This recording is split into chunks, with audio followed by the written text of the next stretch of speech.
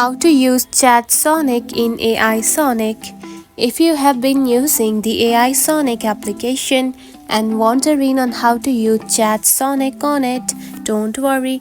In this video, I will show you how to do it, so let's get started. First of all, open the AI Sonic application. Just like this. After opening it, you will find something like this on your home screen. Now tap onto chat option at the bottom right here. Select it.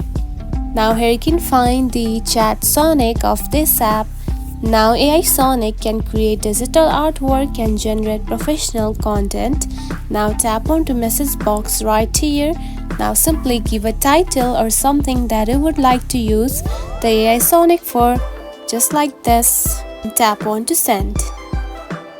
Now you can see it has generated the content that you just asked for.